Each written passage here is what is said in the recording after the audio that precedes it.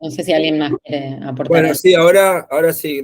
Bueno, estamos en la clase de Gestión de Desarrollo Tecnológico, Ciencia Política UBA. Creo que es clase 6, 5. Pero bueno, nada, Paula Kushnir, cine. Paula, ¿cómo estás? Buenas tardes, volvemos a empezar. Bien. Bueno, Bien, acabamos de ver entonces el YouTube que dejamos ahí, queda primera para que lo puedan ver. Acabamos de ver un pequeño video, que es un video promocional del Instituto de Cine y Artes Audiovisuales, eh, que es un poco la recopilación de películas. Después de verlo, empezamos acá. Hicimos algunos comentarios. Y bueno, Paula. bien. Bueno, me interesa directamente ir hacia la idea esta de pensar el cine como, a ver si ¿ahí ven la pantalla? Sí, Sí, bien. Sí, se ve. Eh, También había traído un video sobre la producción audiovisual federal, que está ligada al cine, digamos, pero hablamos de producción audiovisual, porque cuando hablamos de cine estamos hablando como del soporte del cine como en sus orígenes, ¿no? El soporte en película, ¿sí? Analógica. En cambio, la producción audiovisual hoy nos permite digitalizar y bueno, ya estamos filmando directamente, ¿no? En soportes digitales. Y me interesaba traer la mirada federal porque yo soy de Rafaela, de la provincia de Santa Fe. Viví muchos años en Jujuy, en San Salvador de Jujuy, siendo parte de un colectivo audiovisual. Entonces también tengo una mirada desde el resto del país, digamos, ¿no? Desde las provincias y de cómo se produce, cómo se gesta una idea y se la convierte en una producción audiovisual y cómo circula desde afuera de Cava. Entonces me parecía también interesante traerles eso. Pero les voy a dejar el link para después. No sé si se ve bien la pantalla, si me ven, así que bueno, me van diciendo. Me interesaba traer estas dos frases que son bastante similares. Fernando Birri es un documentalista, digamos, icónico de Argentina, que ya murió, pero que él dice, un pueblo sin cine es un pueblo sin memoria. Y Arturo Ripstein, un director de cine mexicano, muy interesante, también lo recomiendo muchísimo, de ficción, que también habla de que un pueblo sin cine es un pueblo sin ojos, ¿no? Como esto de la importancia de esto, de la dimensión simbólica que trae el cine, que trae el audiovisual, como acervo histórico, como aporte a la identidad y la cultura de sus sociedades, incluyendo, como recién decía Gastón, el entretenimiento, la comunicación y la información. Todo el combo del entretenimiento, la comunicación y la información también son parte de la industria cultural audiovisual. ¿Sí? Hablamos obviamente de canales de televisión o de formatos o contenidos que tengan que ver siempre con lo audiovisual, ¿no? Y después, la otra dimensión que tiene toda industria creativa es la dimensión productiva, ¿no? Y el sector audiovisual es, como digo acá, uno de los sectores más dinámicos y con mayor impacto en relación al trabajo directo e indirecto y a las exportaciones e importaciones, ¿sí? Junto con Brasil, México y yo agrego Colombia también, son como los países que en este momento, digamos, más, en estos últimos años, vamos a decir, más han producido, digamos, tienen un volumen de producción y de exportación también muy significativo, ¿sí? El cine se lo toma como industria porque, bueno, los orígenes, como cualquier otra industria, la idea viene, ¿no?, de esta raíz de que hay una transformación de una materia prima. El celuloide, como decíamos, en blanco se convierte en un contenido cultural, en una película. Hoy estamos hablando en términos digitales, pero viene de aquellos tiempos. Y no solamente por la cantidad de gente involucrada en el proceso y por su impacto en el PBI, sino por esta noción de transformación. Entonces ahí me parece interesante como equiparar. ¿Por qué se habla de industria creativa? ¿No? No sé si ya dieron algo en la materia o no, pero hablamos de industria creativa porque estamos hablando de esto a lo que me refería recién, toda la dimensión simbólica y la dimensión productiva. Y porque cuando hablamos de industria creativa, que es un término que digamos, primero se hablaba de industrias culturales, tiene que ver con la generación de ideas también, ¿no? Siempre estamos hablando de crear algo que es un intangible, pero que tiene su pata tangible, y que tiene que ver con esto, con la materialidad, con la contribución económica. El cine genera empleo de calidad, impacto en el PBI y es el abonamiento con otras actividades. Nos referimos a eso, a gastronomía, hoteles, energía, transporte, telecomunicaciones y a la exportación de productos y servicios también, ¿no? Cuando digo productos y servicios me refiero no solamente a que se exporta una película, sino que también se puede exportar un formato, ¿sí? Se vende un formato en un mercado internacional, como ha sucedido ya en miles de ocasiones. El formato sería ¿no? Como el espíritu de la película o de la serie, y se reformatea en el país que lo compra, ¿sí? Con actores y con producción local. Y cuando hablamos de servicios, también se han exportado muchísimos servicios. De hecho, permanentemente esto está sucediendo, por ejemplo, hoy en día en Uruguay. Hablamos de servicios de producción, servicios de postproducción, que es cuando se termina una película o una serie, o servicios de servicios que brindan las Film Commissions, que son organismos que están en las diferentes provincias para fomentar también la producción de determinadas películas o series también, ¿no? De equipos de filmación, fomentan que se vaya a filmar a sus provincias, a sus lugares, facilitando determinadas cuestiones como la gastronomía, la hotelería y las que están mencionadas aquí. Y bueno, y además son claves en la construcción de la marca país que nos representa en el mundo, digamos. Y eso también es importante destacar, que repercute en términos materiales, no es solamente la marca país simbólicamente, sino en todo esto. Y bueno, como decíamos recién, la importancia simbólica, la capacidad de producir obras estimulantes y de calidad que nos interpelen como habitantes de este tiempo y de este suelo, ¿no? Esto de que, bueno, estamos hablando de nuestro tiempo histórico, con todo lo que hacemos, ¿sí? No necesariamente con un documental, sino eso, la producción de un videoclip de Lali, hoy también está hablando de este tiempo, de Lali o de, no sé, Dillom o quien sea que se nos ocurra. Entonces, bueno, me parece importante recalcar esto, digamos, es necesario que para que esto suceda hay que motorizar esa inversión, hay que apoyar con financiamiento, hay que formar a los artistas, a los técnicos, a los productores, impulsar la internacionalización y contemplar toda la cadena de valor. Entendiendo esto, reitero, que es un sector dinámico, que expresa nuestra diversidad cultural, que cuenta con un mercado interno grande, externo también, con un valor bruto de producción que tiene incidencia en la captación de mano de obra, capacidad instalada y dinámica exportadora.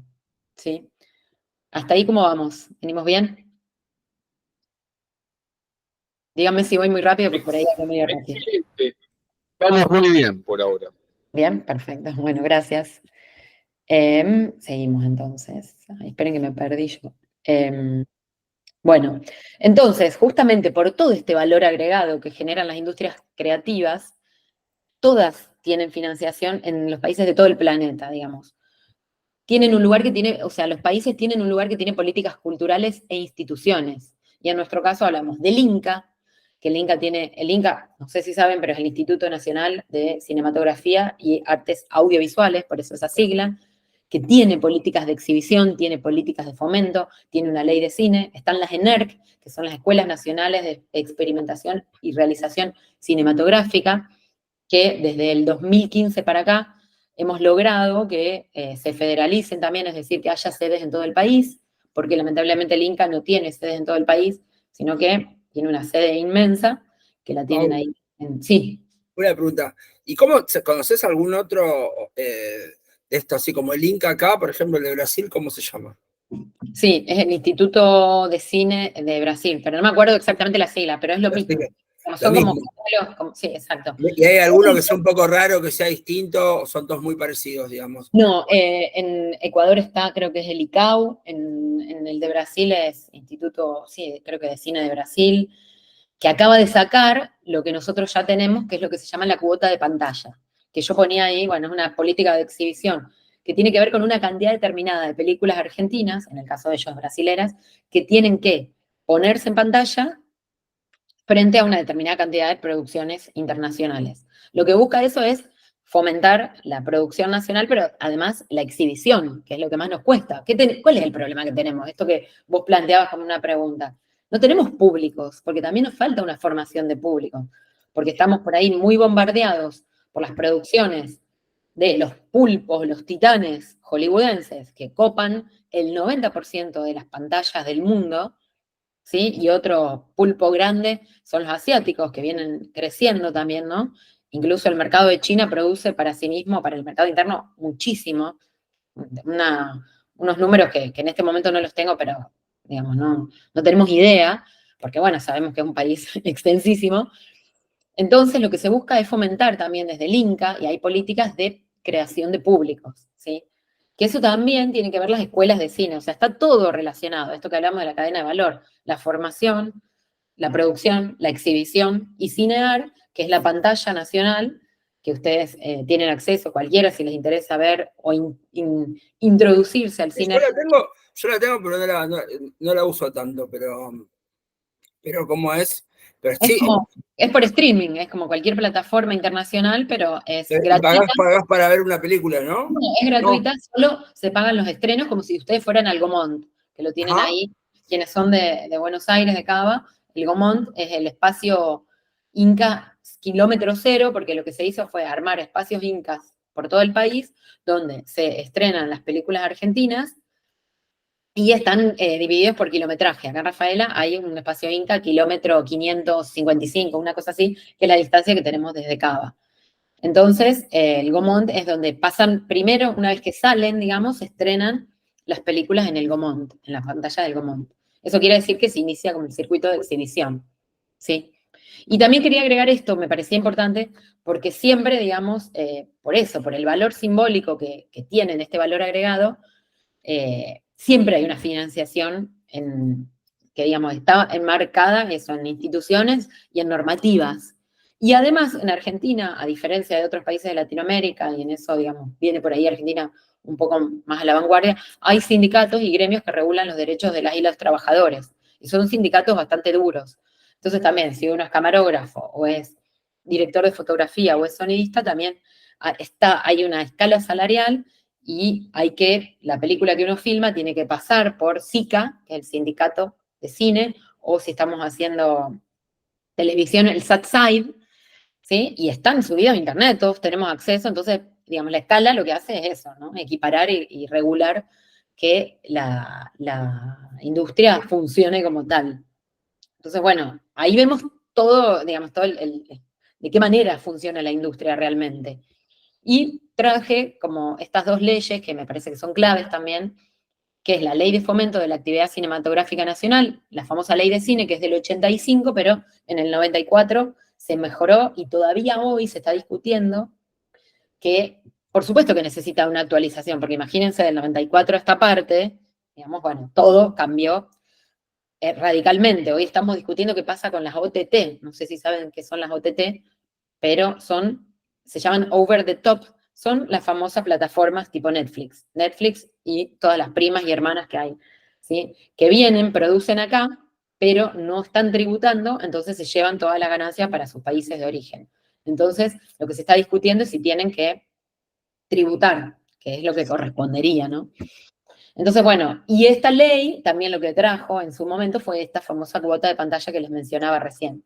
Acá yo les dejo el link si quieren también para entrar a la ley, pero si también la googlean, aparece enseguida.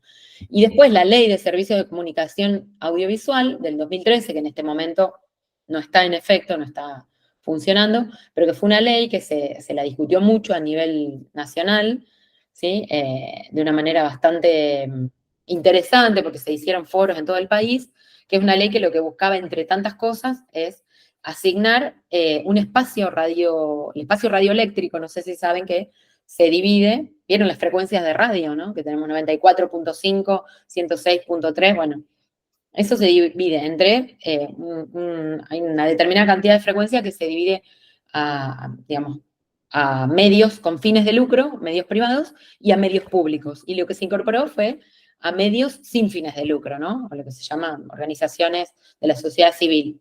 Eso fue un avance interesante. Otro de los avances fue que lo que intentaba esta ley era, ¿no?, ir contra los monopolios, contra la convergencia de muchos medios en manos de pocos. Esa ley también permitió, lo último que digo es que se produjera en todo el país. Y ahí como que quiero meter la pata federal. Por favor. No, un paréntesis ahí. Esa ley, o sea, que ahora no hay, o sea, dejó de tener esto de medios, que haya medios, porque un concepto que venimos trabajando que me interesa mucho es el concepto de lo público no estatal, sobre Claro. que me gusta.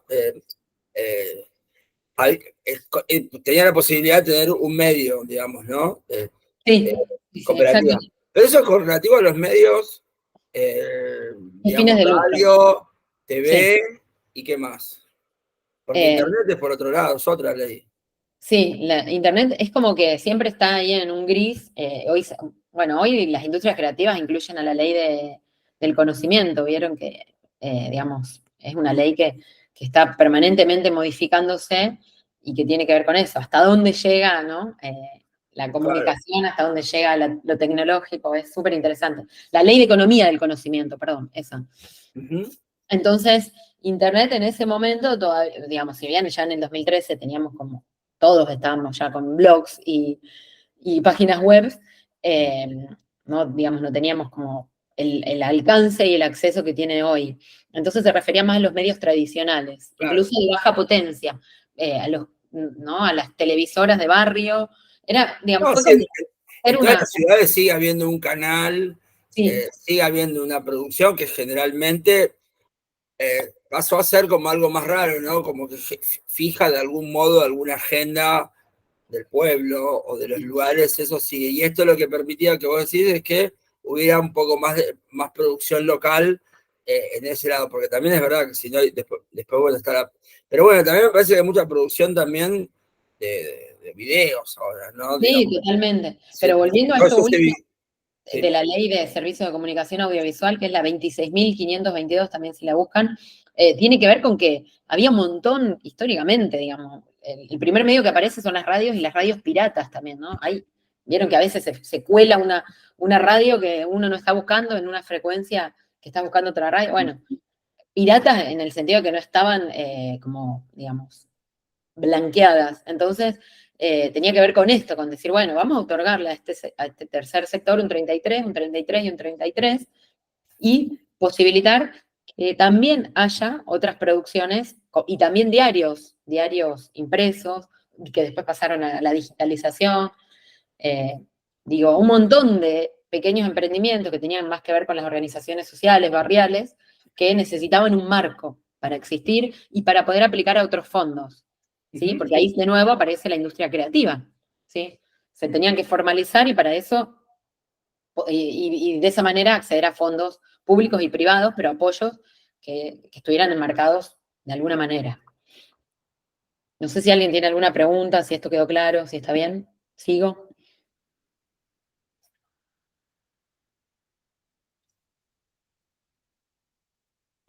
Sí, puede seguir tranquilamente, si ha entendido hasta ahora la profesión, profesora. Perfecto. Bueno, y acá traje algunos datos duros que me parecía interesante, no son tan recientes, porque, digamos, los últimos informes todavía no han salido, hay un informe que está circulando del 2023, pero hasta ahí llegamos. Pero igual me parece interesante para ver, simplemente para impactar un poco, ¿no? Para ver, bueno, la empleabilidad entre el 2007 y 2015, estos son informes del INCA, son informes oficiales que están en el observatorio del INCA, del Instituto Nacional de Cine. Hubo un crecimiento marcado que va de los 21.394 empleados privados registrados a los 30.000, ¿no? Hubo un crecimiento del 42%, eso me interesaba mostrarles, un 42% entre 2007 y 2015, y la segunda etapa es de estancamiento entre el 16 y el 19, que incluso finaliza con una menor cantidad de trabajadores, y la tercera incluye, perdón, acá sí está el 2020, yo me confundí en el título. Después de la pandemia, vieron que el cine estuvo, como tantas industrias, muy golpeado por la pandemia, y la recuperación posterior, esa fue como bastante importante. En el 2020 el promedio de puestos de trabajo fue menor al de los 10 años anteriores, pero en el 2021 ya hubo una recuperación muy significativa, y en el 2022 se alcanzó el récord histórico para toda la serie con 31.017 trabajadores en actividad. O sea, es un valor importante. Y acá al final yo les pongo que entonces, entre el 2007 y el 2015, el empleo, siempre hablando de puestos de trabajo, en este informe de empleabilidad, lo que se hace es, se toman en consideración la metodología, son 8 nomenclaturas que aparecen, vieron, como en las categorías del monotributo, digamos, y la producción de filmes y videocintas, producción de series, digamos, ¿no? O sea, son como establecidas públicamente las categorías, entonces desde ahí se toma la empleabilidad, y hay un crecimiento del 42,2, como les comentaba recién. Entre el 16 y el 19 cae un 0,4 y la recuperación es del 17,8. En total el crecimiento es del 45%, es muy significativo. Sí, perdón. No, pero ahí la primera dice, entre el 2007 y 2015 muestra un crecimiento marcado que va del 21.000 a Sí, 30.000, ¿no? Hice un crecimiento del 42%. No bueno, pareciera. sí, capaz que está mal, hay algo que capaz que No, copié. porque si es de 21 a Sí, 30, no sí, importa, fue el avance fue importante, ¿no? Pero no sé, ahí habría que ver, ¿no? sí, no, Capaz capaz que que, está mal redactado o yo lo tomé mal porque quise copiar como ese parrafito. claro, pero la otra parte sí se entiende un poco más. Pero bueno, Sí, está bueno, son cifras, digamos, lo que vos querés marcar acá es digamos, esa es la industria general del cine argentino en empleados, digamos, aún, incluso también, yo sé, registrado, perdón, registrado, porque ahí también me interesa registrado, claro. introducir que federalmente, digamos, no estamos todos inscriptos, justamente porque hay una asimetría que todavía sigue siendo importante. Si bien se avanzó mucho en el resto del país, eh, digamos, no tenemos como la misma capacidad productiva que en Ciudad Autónoma de Buenos Aires. Sí, Entonces, esto sí, habla hay sobre todo registrado. ciudad y Gran Buenos Aires, ¿no? O sea, La Sí, Mancha sí, entera, sí. porque ciudad son, no sé, 4 millones, creo, y el resto, Sí. no sé, 15 millones por ahí. Ujú. Sí, sí. ¿Sí es Ah, un mira. crecimiento? Mirá, Entonces estaba bien, me asusté. Bien, gracias, Renzo. vamos, bien. Me asusté, digo, ay, no sé qué copié, pero bueno, yo lo tomé tal cual. Sí. Viste, Bien. acá igual, acá nos fijamos bien a ver si es Es una que, buena. es que está buenísimo porque ir a los datos duros es como que justamente pone en dimensión la escala de la empleabilidad y esto, todo lo que genera el cine, digamos, ¿no? Lejos de esta idea de que, bueno, el cine lo hacen unos pocos y no genera eh, ganancia, todo lo contrario, digamos, ¿no? Sino que derrama en otras industrias. Y lo otro que, así cifras rápidas también que les traje, acá sí es del 2018 al 22, del mercado del cine, así como muy rápido, en el 2018, según el Inca, la taquilla del cine argentino fue de aproximadamente 1.650.000.000 de pesos y se vendieron alrededor de 47,5 millones de entradas. Y las películas argentinas representaron el 16% del mercado total. En el 19 hubo una caída de espectadores y de recaudación, se vendieron 44,7 millones de entradas y la taquilla fue de 10.000 millones, perdón, de pesos. Y las películas argentinas representaron también un 14,9% del mercado total. En el 2020, por la pandemia, que impactó significativamente, en todo el mundo las salas de cine se cerraron, permanecieron cerradas durante varios meses y bueno, ya sabemos que afectó directamente la cantidad de espectadores en cines, estamos hablando, porque se acuerdan que ahí hubo un crecimiento exponencial de las plataformas. Entonces, en 2020 se vendieron solo 2,6 millones de entradas y la taquilla fue de 460 millones de pesos. Y las películas argentinas no decayeron en cantidad, sino fíjense que el porcentaje es del 16,6 del mercado total.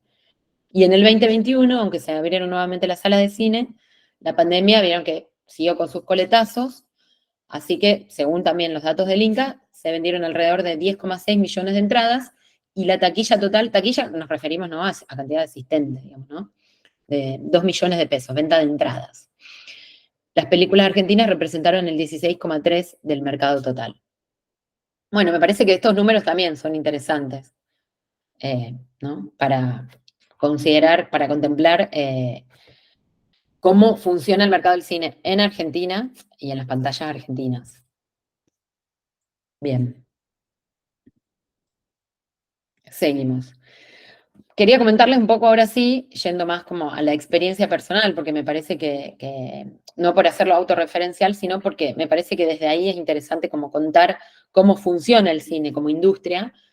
Eh, Como les comentaba al principio, yo estuve viviendo en San Salvador de Jujuy, siendo parte de un colectivo audiovisual que se llama Guairuro Comunicación Popular, y en el 2009 se empezó a discutir esta ley de servicios de comunicación audiovisual que hablábamos antes. Entonces se crea lo que se llama el POPSCAD, así, que es el Plan Operativo de Promoción y Fomento de Contenidos Audiovisuales Digitales.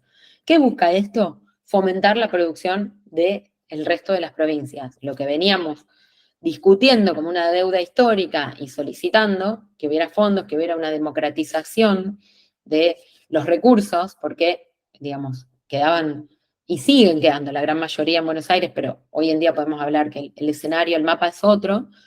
Entonces lo que se hizo fue fomentar la producción de contenidos en todas las provincias.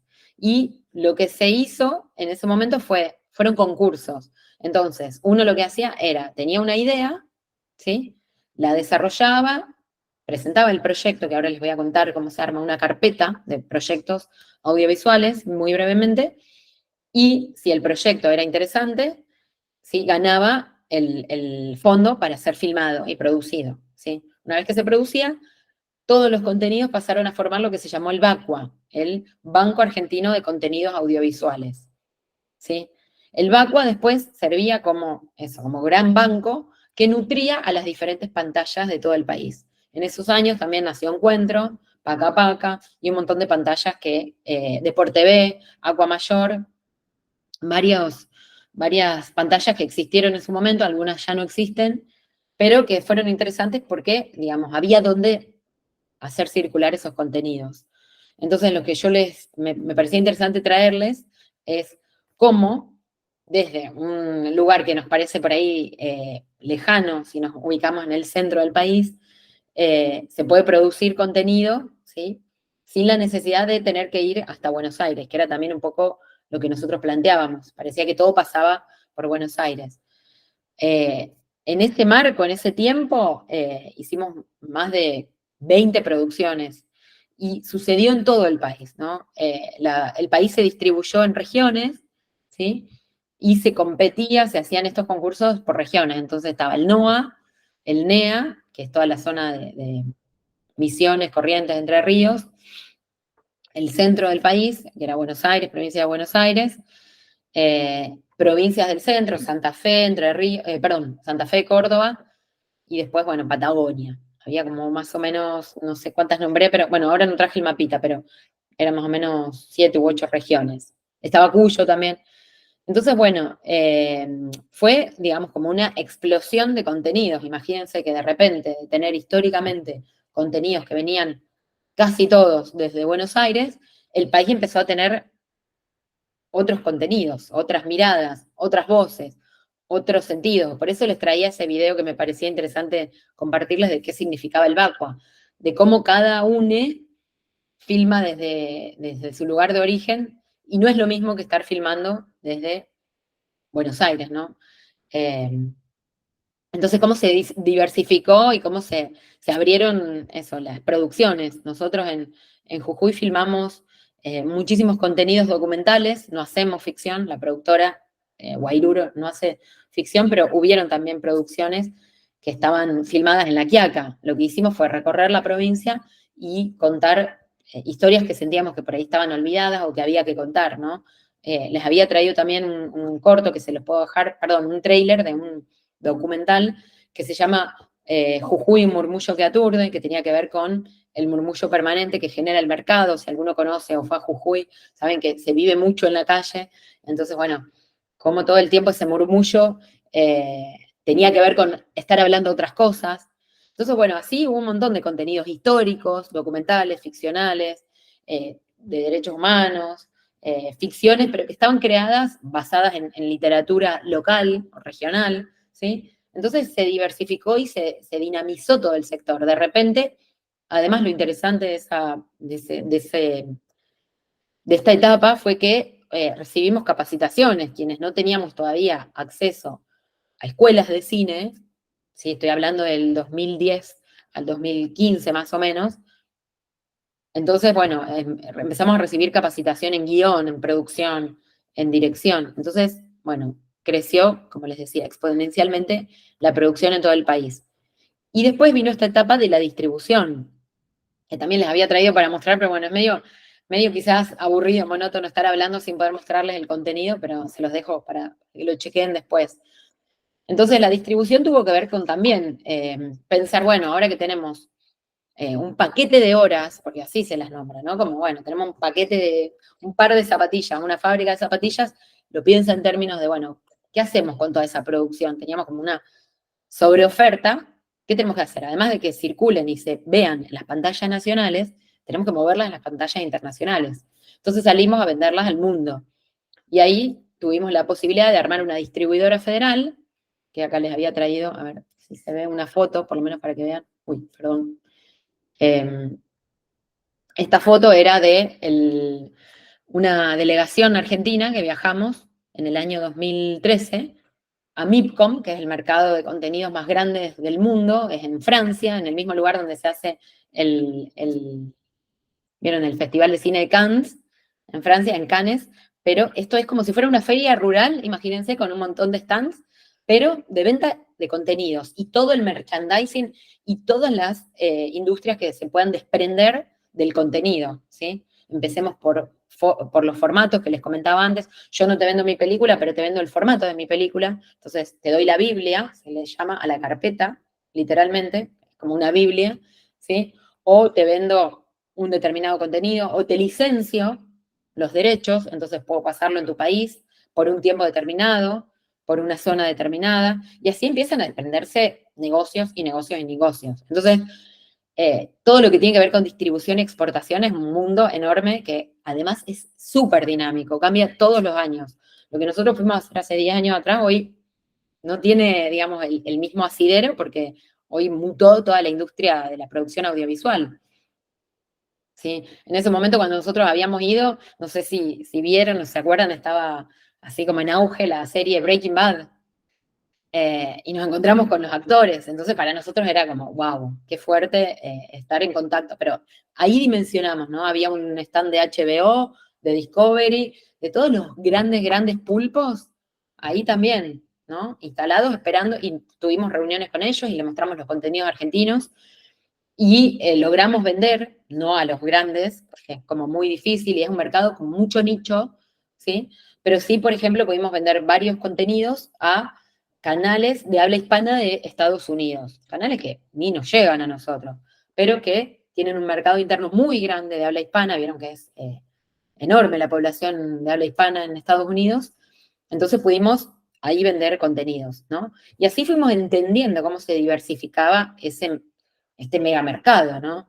Y hoy está MIPCOM, este mercado gigante que está en Francia, y después está MIP Cancún, que es la versión latinoamericana, que reúne, porque, vieron, por cuestiones culturales justamente, ahí es donde vemos cómo la industria creativa está siempre atravesada por lo cultural. No es lo mismo los consumos que tenemos en común en Latinoamérica y todo lo que podemos producir, podemos hacer coproducciones en Latinoamérica, que lo que nos pasa si nos encontramos con alguien de China o con alguien de Rusia, ¿no? Y qué diferente que es cuando uno se sienta a hablar con alguien de un país tan lejano, en un montón de sentidos, ¿no? Sobre todo en términos culturales, y qué les pasa con nuestros contenidos. Me acuerdo que en fuimos en el 2012, 2013, 2014, y en el 2013, que habíamos sido el país de honor, por eso esa foto que les mostré antes, que teníamos un stand muy grande de Argentina, los chinos nos decían Messi, tango y fútbol. O sea, esas tres cosas nos pedían, o asado, me parece, ¿no? Y cómo, digamos, ahí también operan, ahí está silenciado. Messi y fútbol es lo mismo. Sí, por eso me confundí yo. Pero Asado, no, no. asado, sí, O Gardel, no. O Gardel, no, porque dije tango. Messi, tango, entonces era Messi, tango y, bueno, no me acuerdo, pero era Messi y tango estoy segura, y no, me falta uno. Entonces, ¿cómo nos tienen como estereotipados? Digo, y cómo operan los estereotipos, ¿no? También en los consumos. Y cómo esos mercados definen los consumos culturales, sobre todo en lo audiovisual. Hay mercados culturales así para... Ambos, ¿no? Un poco el mercado, lo cultural, y lo cultural también incide en el mercado, como decís, si no, no estás Cancún, digamos, ahí opera lo cultural, pero después el mercado también opera su ida y vuelta, obvio, ¿no? Totalmente, sí, sí, sí, es como un ida y vuelta permanente, porque eso, además, aparecen todo el tiempo manifestaciones artísticas que... Pero después también otra vez fuiste, otra vez también hubo otra, que no fue afuera, pero acá también venta de contenidos, ¿no? Sí, después se armó un mercado muy grande en Argentina, que fue el MICA, que replicó la experiencia de Brasil también. Brasil creó también, no, perdón, se hizo el MICSUR, que reunía a Brasil y los países del Mercosur.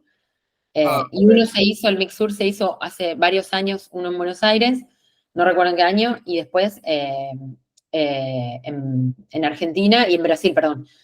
Y el MICA se hizo en Argentina, que es el Mercado de Industrias Creativas, ¿sí? El año pasado se hizo el último, en el 2022, sí, en el 2022.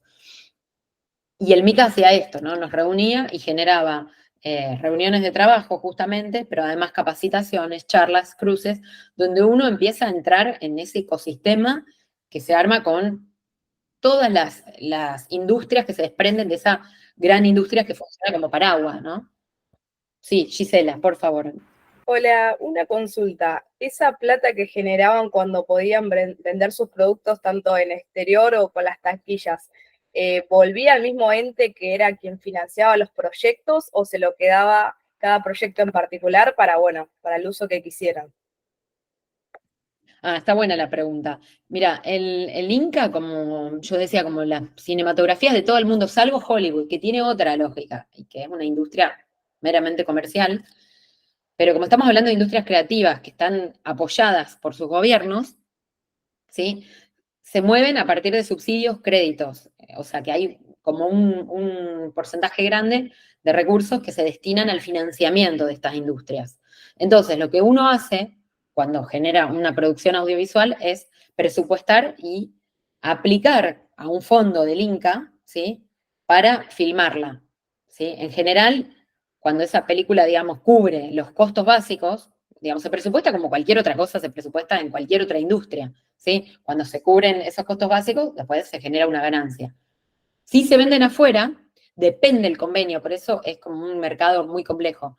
Pero si el Inca interviene en esa venta, se le da un porcentaje. Si la venta es libre, es como vender, no sé, como exportar billeteras o exportar o importar clavos o tornillos, ¿no?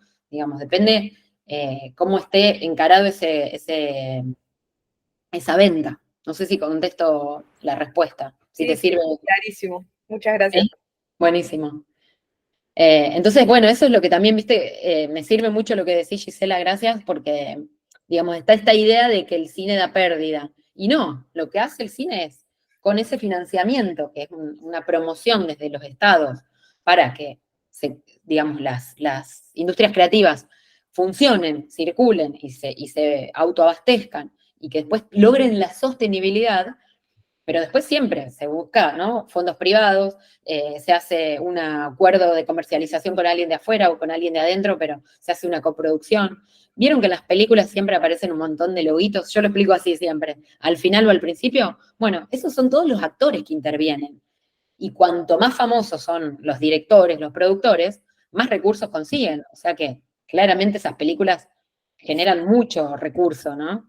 Extra, que muchas veces va al bolsillo de los productores. El productor es el dueño de la película, ¿sí? Ahora, si hablamos de un camarógrafo, el camarógrafo es alguien que se contrata, se le hace un contrato, como yo les decía antes, hay un sindicato que regula cuánto tiene que cobrar y listo, cumple su trabajo y terminó, fin de sus servicios, digamos. Pero un productor o un director que es dueño de su película, ¿sí? Interviene y define, ¿sí?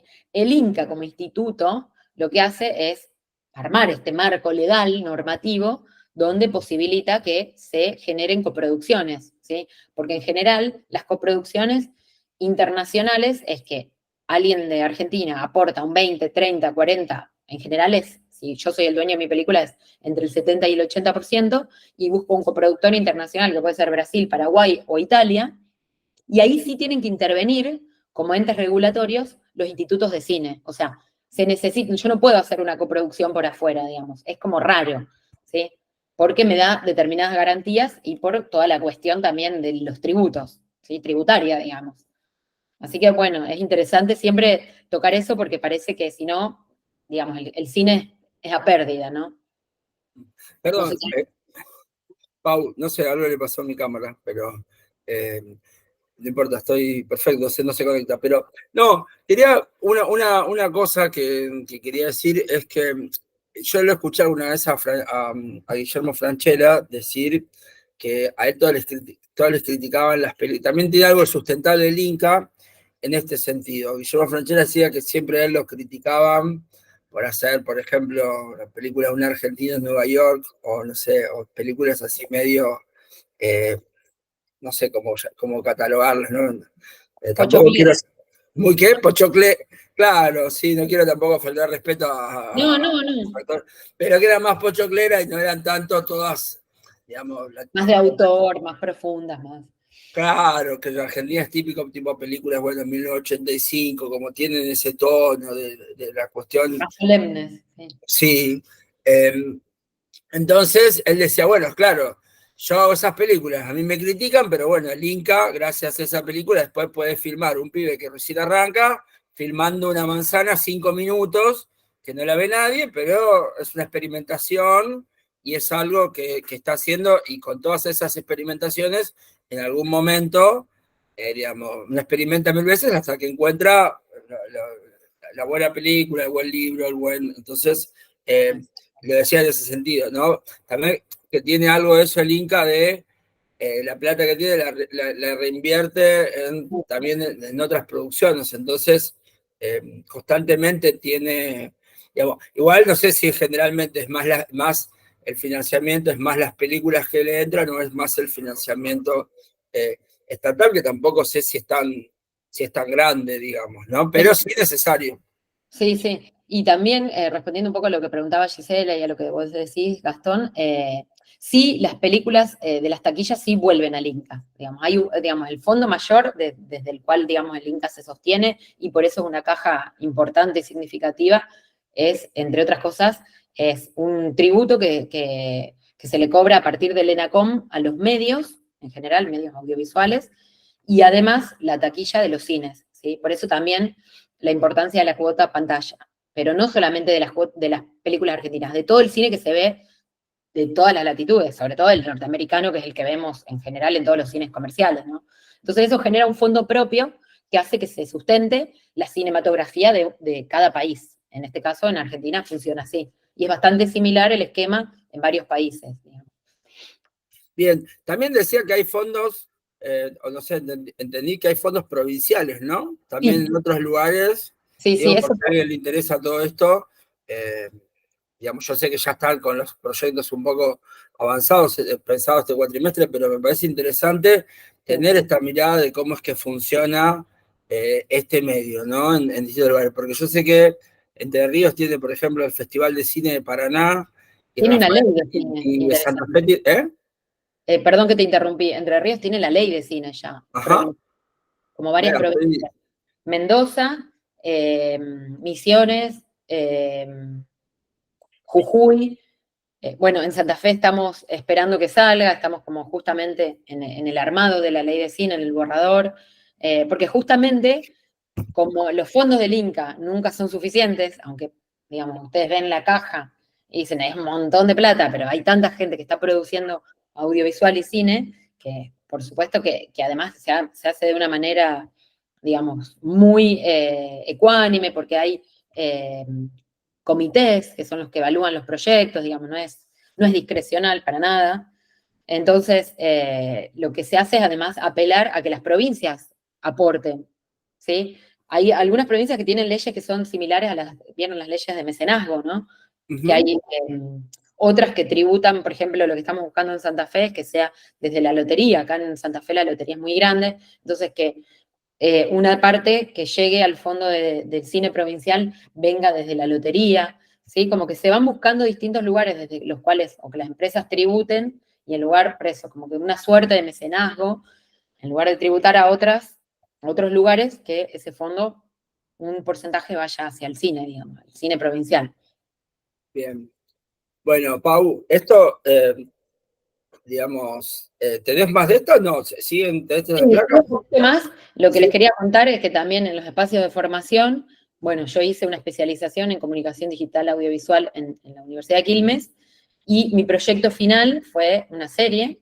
Yo estaba viviendo en ese momento en Ecuador, y bueno, el escenario, más allá de lo que cada uno piense personalmente, digamos, fue una decisión, digamos, en conjunto con un grupo con el que estaba trabajando, de hacer una serie web, un formato para jóvenes, porque la idea era interpelarlos y hablarles desde otro lugar. Entonces, bueno, fue mi trabajo final, pero a lo que voy, también trayendo mi experiencia personal, que me parece que sirve para entender un poco cómo se mueve el cine, es que, como les contaba, primero, digamos, estuve haciendo producción, mucha producción, después también tuve la chance de viajar, después estuve viviendo afuera y pude hacer una serie a partir de una formación, de un espacio de formación de la Universidad de Quilmes, y hoy en día estoy en Vorágine Cine, que es una productora que tengo con un colega, con 3 proyectos en desarrollo que han recibido fondos provinciales, como bien decías.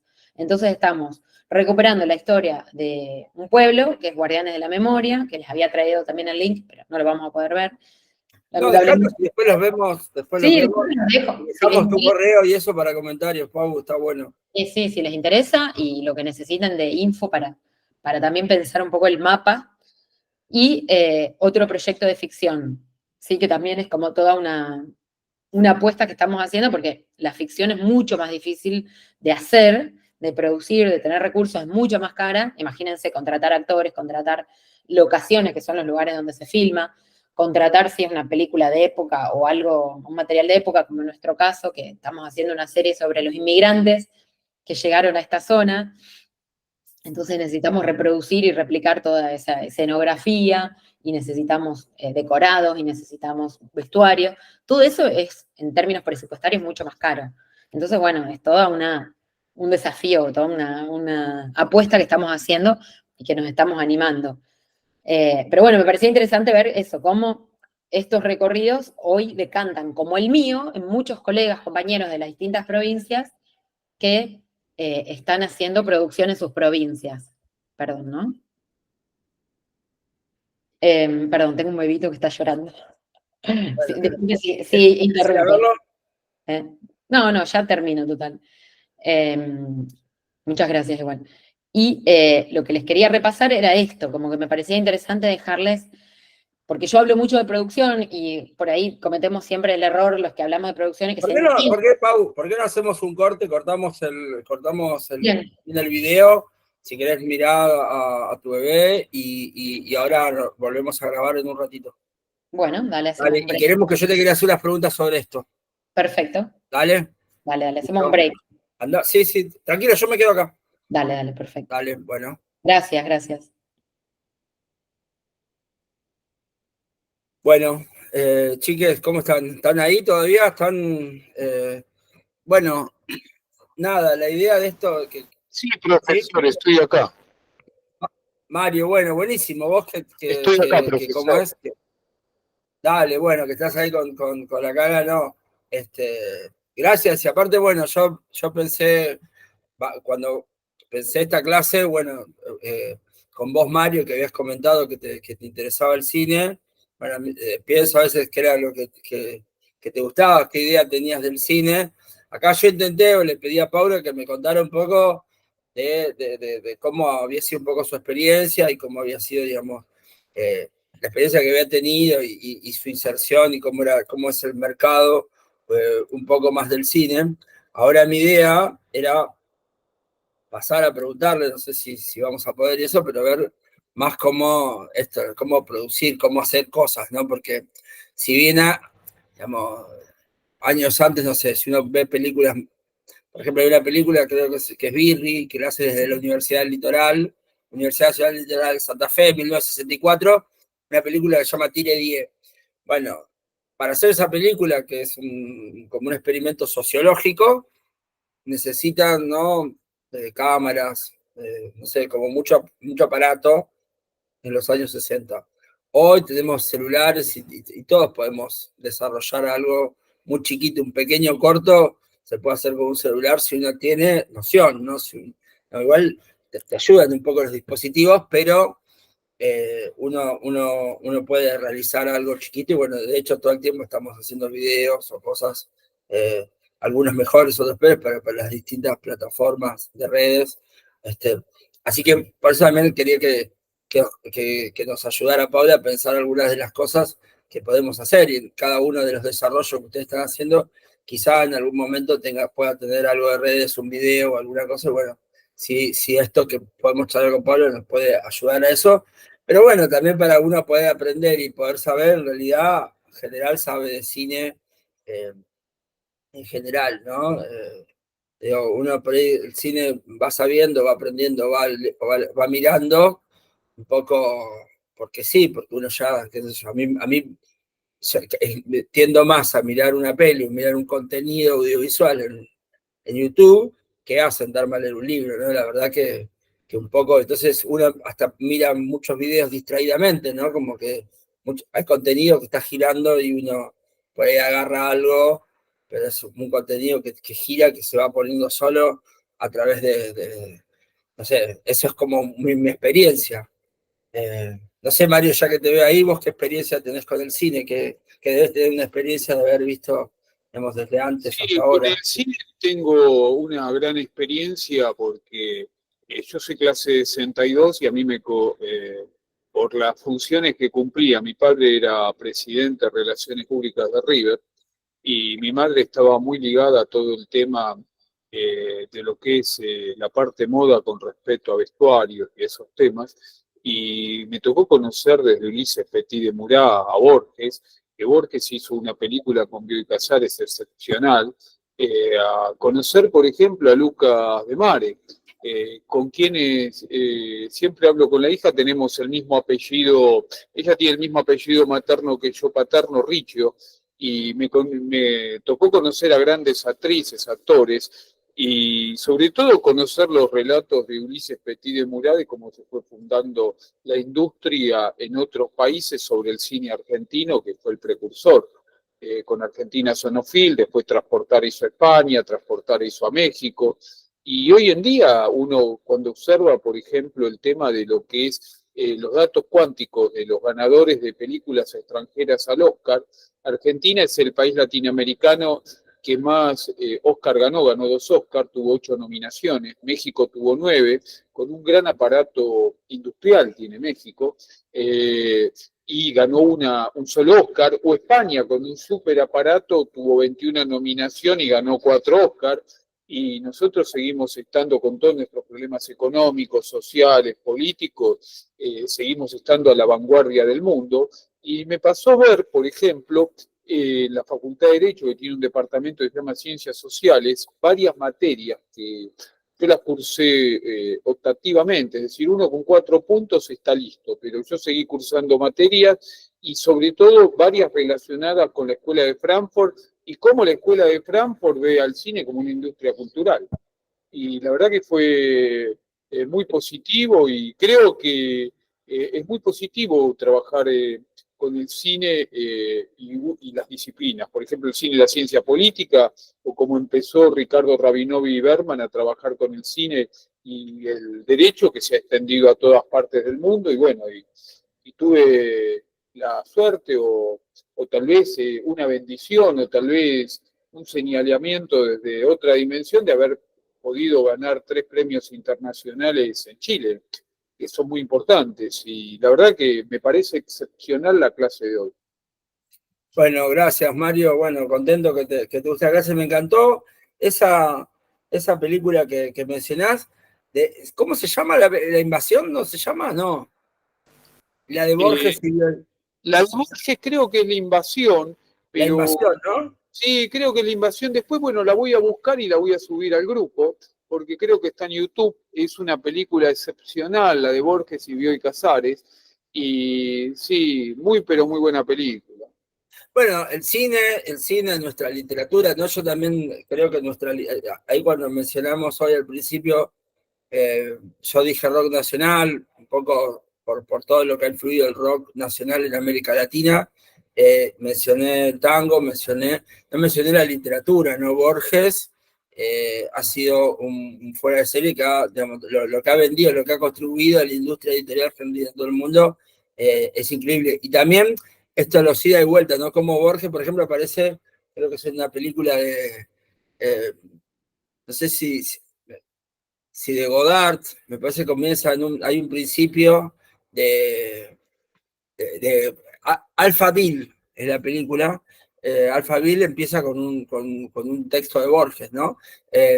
Digo, ahí hay mucha relación, literatura, cine, y en Argentina, ¿no? Lo que, bueno, después, Lucas de Mare, los grandes directores argentinos, ¿no? Ha habido directores que tienen muchas películas, mucha realización, y la verdad que, qué sé yo, no sé, bueno, hay un libro que también ahora después vamos a comentar. Hoy teníamos más para hablar de Farocchi, pero está el libro de Octavio Getino, bueno, que fue junto a Solanas, junto a Pino Solanas, digamos, que también de integrantes de grupos, como Grupo Liberación, que fue un grupo de cine, donde también había cine y militancia, ¿no? Cine y política, cosas que también podemos ver en otros países, como también el caso que traía yo de hoy de Farocchi y en otros lugares. Pero bueno, el cine argentino también, decíamos, literatura y cine, está también, que eso se llaman como transposiciones, ¿no? Que llevar un libro de literatura, llevarlo al cine, ¿no? El caso de Argentina de Roberto Arlt, ¿no? Creo que Los Siete Locos, bueno, y varios, ¿no? Después también Solanas, el Martín Fierro, Los Hijos de Fierro, ¿no? Tenemos posibilidades, está bueno de ver textos, literatura argentina, transformados a cine, ¿no? Con otro lenguaje es otra cosa, ¿no? Eso es un trabajo. Y después, Invasión, ahí está la película, sí, nos traía Mario la película de Borges. Bueno, con Pau compartimos ahora también esto, que somos mamás y papás respectivamente hace poco tiempo, así que entendemos cuando yo era un nene. Estamos aprendiendo a entender, antes no lo entendíamos tanto, pero bueno. Sí, gracias por ese paréntesis. Bien. Bueno, no los quiero aburrir más, pero para cerrar mi exposición, mi propuesta, Sí. me parece interesante esto que vos decías recién. Yo entiendo por la cátedra y por lo que leí del programa, que lo leí todo y me pareció súper interesante, que todos terminan con un proyecto final, ¿no? Todos terminan con un proyecto final, esos proyectos están un poco elegidos, Pau, pero Sí. lo que le decía a los chicos, y que por eso yo también te pedía detenernos un segundo acá, es que todo, o sea, hoy por hoy, y le decía recién, ¿no? El tema de pensando en Tire 10, en la película de Birri, Sí, Fernando Birri, bien, sí, yo sí, es como... no me acordaba bien, pero esa película que está buenísima, que empieza con toda una estadística de Santa Fe, y él empieza, ¿no? Es una película muy interesante. Tire 10 significa unos nenes que piden plata, ¿no? Entonces, 10 pesos, ¿no? Tire 10, se paran al borde de una vía de tren y le piden tire 10 a la gente que pasa en tren, ¿no? Que es como ponerse al borde de una autopista, ahora pasa más rápido los autos, tendría que estar en la estación de peaje. Pero a lo que voy es que hoy, digamos, las redes todos estamos filmando todo el tiempo, ¿no? Es casi un requisito. Si uno, Sí, digamos, si estás en generamos TikTok, contenido. si estás en TikTok y no sabes filmar, digamos, no tiene mucho sentido, ¿no?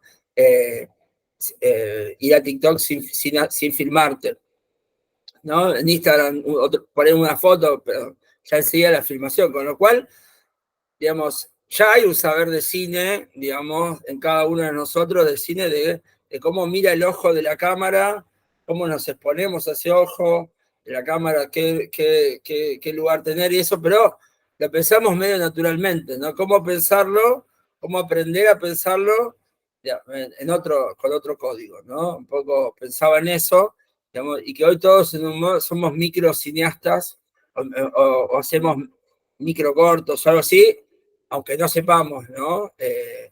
Entonces, por ahí, sabiendo un poquito, está bueno porque cambia un montón de cosas. Aprender a encuadrar o hacer, ¿no? Podría ser yo el encuadre es la pieza de mi bebé también, bueno, esto. Pero no, uno puede mejorar mucho, muchas cosas, y eso está bueno, digamos, ¿no? Yo pensaba, para cada uno de los productos seguramente van a tener, o puede ser que a algunos se les haya ocurrido algo más audiovisual, pero si no, también cada producto va a tener alguna difusión en redes, o también pensar un guión, bueno, nada, eso. Entonces, quería que nos comentaras, bueno, cómo producir un contenido más general, pero también puede ser como poder mirar mejor algunas cosas a través del ojo de la cámara. Sí, me parece que está buenísimo lo que decís, es como que estamos bombardeados permanentemente por imágenes en movimiento e imágenes fijas, ¿vieron? Las redes todo el tiempo. Entonces estamos como alfabetizados, pero de una manera un poco intuitiva, pasa a ser algo intuitivo o más naturalizado, pero eso, lo que vos recién decías, cuando uno desentraña el lenguaje, lo empieza, ¿no?, a abrir, y empiezo a pensar cómo es cada etapa y cómo es la producción, la cosa cambia, porque para mí, digamos, hoy todos tenemos esa capacidad, no sé si somos todos cineastas, pero todos somos videastas o todos producimos contenidos. Cada Somos videasta sería contenidos. cineasta, sí, pobre, los cineastas de verdad están muriendo. Bien. Somos contenidistas, generamos todo el tiempo Ahí va. contenido y hay mucho contenido basura también, digamos, ¿no? Ujú. No como una cosa descalificativa, sino como un contenido como que no llega a circular o no se llega a ver y se descarta automáticamente. Y también como muchas cosas que no tienen valor, ¿no? Ni valor poético, ni valor ideológico, ni valor estético, digo, pero acá no lo estamos haciendo, no lo digo en términos ideológicos, sino como un valor en sí del contenido. Entonces, lo que yo siempre trabajo, que me parece interesante a la hora de eso, de compartir cómo se produce un contenido audiovisual de la naturaleza que quieran, pero eso, con celular, si quieren ahora hacer que sus proyectos circulen en las redes, es como pensar en las tres dimensiones básicas, de las tres etapas, perdón, de la producción audiovisual, que es el desarrollo, la producción propiamente dicha y después la comercialización o exhibición, vamos a llamarlo. Y es importante detenernos en esas tres etapas, ¿no? Y cuando hablo de desarrollo es como la etapa quizás más importante, porque en el desarrollo está todo. Si uno hace bien todo lo primero, como en cualquier proyecto, ¿sí? Que es la preproducción, digamos, la etapa preliminar de escritura, después cuando lo aplica, lo ejecuta, Sería ¿sí? como una parte más teórica, ¿no? El nombre es Sí. desarrollo, pero parecería más teórica. No, el desarrollo es desarrollar la idea. Es Ajá. como de la idea llegás a un guión. Nosotros, es como un gran embudo. Nosotros tenemos una gran idea, ¿no? Ay, pero desarrollar una idea no es algo teórico. Sí, es más teórico, pero después lo bajás a algo más técnico, más Es el material. guión. Claro, al guión y a un presupuesto. Por eso Ajá. hablamos de industria, digo. Por eso todo esto me parece que viene espectacular con todo lo que vimos hasta recién, porque habla de cómo se piensa el cine como una producción, como si estuviéramos produciendo, como les decían, de una zapatilla. También es un poco así, en un punto, digamos. La cadena de valor se repite, digamos. Por más que después cada película, cada producción tenga su propia naturaleza. Pero partimos de una idea siempre. No sé, quiero filmar, no sé, Caperucita Roja, ¿no? La historia de una niña que cruza el bosque desobedeciendo a su abuela. Estoy trayendo un ejemplo muy, muy básico, pero para que se entienda muy bien, ¿no? Ir a los clásicos siempre ayuda. Eh, por no obedecer a la ley, ¿no? Y lo que le pasa. Entonces, bueno, después, ¿qué hago? Y bueno, quiero hacer una reversión de Caperucita, investigo todo lo que hay hecho de Caperucita, desde el cuento inicial hasta acá, hay miles de reversiones ya audiovisuales, sonoras, podcast y demás, ¿no? Esto también se puede aplicar, por ejemplo, a un podcast. Esta misma metodología del contenido, estoy Ajá. pensando ahora, ¿no? Que hoy en día están muy en boga los Sí, podcasts. sí, de Pero hecho, alguien no me acuerdo ahora el nombre, pero alguien de acá me escribió por mail si podía hacer un podcast.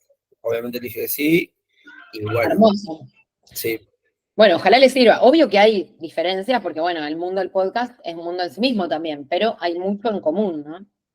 En Ajá. esto de las etapas, como el modelo de hacer la producción en cadena y de respetarla lo más que se pueda. Entonces, una vez que partimos de una idea muy general, queremos hablar sobre algo, investigamos lo que hay, el estado del arte, ¿no? ¿Qué hay sobre eso? ¿Y qué queremos hacer sobre eso también? Si yo voy a hablar de Caperucita Roja y quiero hablar desde el lugar de Caperucita, que sea un cortometraje en primera persona, que la tenga Caperucita o que hable desde el lobo. Bueno, y ahí me meto ya en lo que se llama sinopsis. Chicos, yo estoy sintetizando esto muy rápido porque nos queda poco tiempo. Cada una de estas etapas demanda en sí misma un montón de tiempo, digamos, ¿no? Por eso también las películas hay muchas que se demoran mucho tiempo. Y es un proceso también agotador, pero hermoso. Bueno, la sinopsis es eso, es escribir como el argumento. Después, antes o después, a veces depende de cada uno, se hace la escaleta, que es como la estructura. O sea, se va desglosando, ¿no? Desde la idea, hacemos una investigación, ya caemos en una sinopsis que decimos qué queremos contar. Ahí nos vamos a un guión narrativo donde contamos la historia como si fuera un cuentito. Después nos vamos al guión técnico y ya decimos cómo voy a filmar cada una de las secuencias. Y en paralelo vamos haciendo el presupuesto. Ahí está la parte dura también. Bueno, ¿qué plata tenemos? Yo quiero hacer la historia de Caperucita ficcionada o una animación. O quiero hacerla, no sé, como un documental, un falso documental. ¿Cómo la hago? ¿Y qué presupuesto tengo para eso? Y ahí el presupuesto va a venir en función de los recursos humanos y técnicos que tenga, qué cámara tengo o qué celular tengo y con quiénes cuento. Voy a tener a alguien que actúe de Caperucita y voy a tener a alguien que me haga el vestuario de Caperucita, ¿no? Y ahí desglosamos en el presupuesto todo, absolutamente todo lo que necesitamos, desde la comida que necesitamos para el que filma, para el que hace sonido, para el que produce, para el que actúa, ¿sí? Y también lo pensamos en términos de lo que va a venir después, cuando ya entramos en la producción, un cronograma de rodaje, ¿sí? Una vez que tenemos todo armado el desarrollo, que sabemos cómo vamos a contar la historia de Caperucita, quién la va a interpretar, ya hicimos un casting y ya sabemos, no sé, es mi prima la que la va a hacer, pero me gusta cómo la actúa. Tengo el guión y los diálogos que ella va a hacer, bueno, nos vamos a filmar, ¿sí? Perdón, insisto, si el ejemplo por ahí es muy burdo, pero es para sintetizarlo y simplificarlo. Entonces ahí vamos a la producción. Y ahí nos metemos más en fino en esto que yo les decía recién, el casting, el vestuario, la utilería, o sea, los objetos que vamos a necesitar, la locación, se le llama al lugar donde filmamos, o a los lugares, exterior, interior, ¿sí? O sea, ahí dentro de la producción, hay adentro 3 etapas, la producción y la postpro, ¿sí?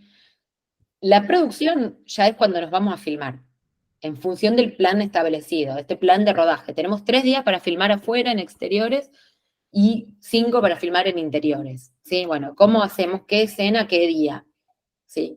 Y en función de los recursos acordados, porque si tenemos, lo ideal sería filmar en 5 días, pero tenemos plata para 2 días, porque todos los recursos nos alcanzan para 2, bueno, algo vamos a tener que negociar. Y ahí está el productor con el director negociando siempre. En general, en las producciones chiquitas, uno produce y uno dirige también, ¿no? Es como un poco la idea, esta es la figura que tiene el Inca de realizador integral. Es una figura que la usamos sobre todo los documentalistas para justamente ir y hacer todo, hacemos el trabajo más grande. Siempre acompañado de equipos, pero digo, para no tener que contar con tanto equipo, porque una persona más es un presupuesto más. Y bueno, armamos un cronograma de rodaje, como les decía recién, las locaciones y revisamos los presupuestos. Filmamos todo y nos vamos a la post, que es ir a la sala de edición al montaje. Lo podemos hacer con el celular, montamos lo que tenemos. Bueno, ahí tenemos que escuchar el material si hacemos un podcast o mirarlo. Te hago una pregunta, Pau, ahí con respecto al montaje, que es la edición, digamos que se llama montaje, pero no sé, me parece que ya ahora todo lo digital es edición, sí, es sí, edición, sí, porque no tenés que montar, o como se hacía antes, no sé. Por ahí sí hay diseño o algunas cosas, pero te hago una pregunta, ¿qué programa usas vos? ¿Cuál recomendás? ¿Cuál es gratuito? ¿Cuál es caro? Pues si nosotros queremos, digamos, ¿es Filmora? ¿Caes en Filmora sí o sí? Sí, obvio. Yo doy ¿Eh? clases en el secundario y van Pero, con mucho Filmora y otro que se llama Camtasia, que pero está disponible para los celus. el Sí, porque Filmora, para mí, ¿el Filmora es gratis o cuesta? ¿Cuánto cuesta? no sé, no estoy segura. Yo lo tenía en el celu y lo bajé, pero el Camtasia también, digamos, es otro que les recomiendo que es bastante intuitivo. O sea, en general vieron que son todos intuitivos y, digamos, uno va como entendiendo cómo funciona y va editando. Pero cuanto más lo investiga, más cuestiones puede encontrar. Pero son programas básicos. Un programa profesional de edición es el Adobe Premiere, el famoso Premiere. Otro es el Final Cut, que son programas ya de edición más profesional. Y hay otros que ya se trabajan con otras computadoras a un nivel muy profesional, que, por ejemplo, hay uno que es de corrección de color, que es el DaVinci, que es solo para corregir color. O sea, que puede estar semanas enteras, una vez que está todo montado, editado, en corrección de color, fotograma por fotograma, digamos, a ese nivel. Pero bueno, ya estamos hablando de otra estructura presupuestaria, justamente. Okay. Pero los programas básicos, Avanti, para mí, fundamental esto, detenernos en el desarrollo, porque, como vos decías, todos somos contenidistas, pero no todos sabemos qué queremos contar bien. Entonces, para mí, ahí está el kit de la cuestión, y a mí lo que me interesa trabajar siempre, en mis clases, en mis talleres, es cómo llevamos esa idea al producto terminado, cómo materializamos. Porque en el camino, obvio que nos frustramos un montón de veces, pero cómo podemos adaptar en función de nuestros recursos, de nuestra realidad, y de nuestro presupuesto, recursos digo, cámara y equipo técnico, ¿sí? Y equipo humano, ¿cómo podemos adaptar esa idea para que salgamos airosos, ¿sí? Y podamos hacer material digno, por lo menos. Entonces me parece que ahí está todo, ¿no? Como el kit de la cuestión. Y después viene, por último, después de la postproducción, la comercialización o exhibición, ¿no? Que ahí también, cuando me preguntaban un poco el tema de la ganancia, si yo en mi producción obtuve subsidios, obtuve fondos privados, aportes privados, y después, una vez que está terminada la película, cubrí todo y hago una venta posterior, también puede ser que por la exhibición, por la venta de entradas de cine, por los derechos, como les decía antes, se licencian y se hace en otro lenguaje, en otras latitudes se exhibe, ahí también genero recursos. Entonces, bueno, ojo con eso. Hoy las redes dan la posibilidad de monetizar. Quién sabe si de esta cátedra nos sale un podcast o salen videos copados que después monetizan en las redes. Vieron que monetizar es como cliquear una determinada cantidad de tiempo y YouTube o alguna otra plataforma te devuelve en función del tiempo que la persona estuvo conectada. Que no soy experta en eso, así que No, les pero ahí también, recomiendo. bueno, ahí es como hay una diferencia, ¿no? Un poco entre la lógica un poco del cine es venderlo, ¿no? El YouTube es gratuizarlo, digamos, ¿no? Ahí como que todavía falta algo porque, No te digamos, creas, porque hay un montón de youtubers que hacen los sí, contenidos para monetizar. Y lo que no, hacen es bueno, eso sostener sí, el tiempo que están, pero digo, la eso sí, venta. del Sí, sí. contenido sí, pero no cine.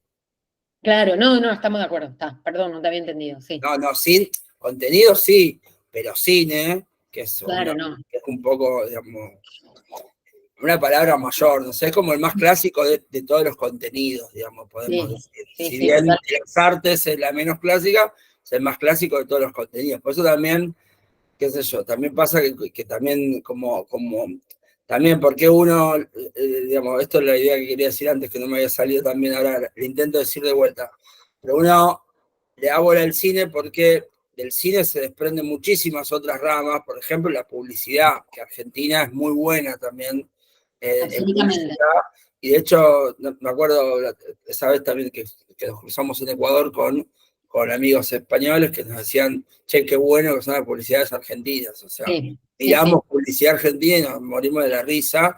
Bueno, eso tiene que ver también con que hay calidad de cine y eso se transforma después más allá de la picardía, el chiste argentino que un poco tiñe las publicidades, pero hay algo de eso también. Entonces, hay una industria que permite que haya otro tipo de industria, digo, publicidad, marketing, o toda otra creación de contenidos que va alrededor o que es nutrido por el cine madre, digamos.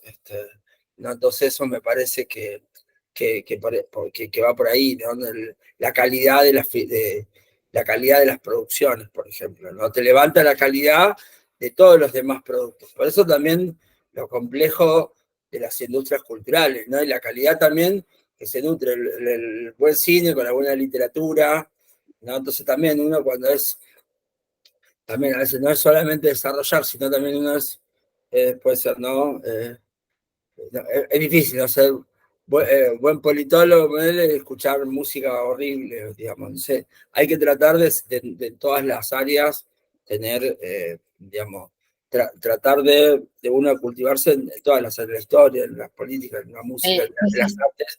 Digamos, es como lo que hablábamos la clase anterior de virtuosismo de Virna, digamos, la idea de la virtuosidad, que es la práctica de distintas artes, no por hacerlo una vez y que sea exitoso o algo, sino la práctica constante, uno fijarse la buena película. No, por ahí una película, uno puede mirar todo el tiempo, ver películas o series, no es que sea buena toda la película, pero tiene una parte que está buenísima, ¿no? El tema es uno poder tener ese ejercicio de practicarlo, ¿no? Como un deporte, como un juego, practicar artes, ¿no?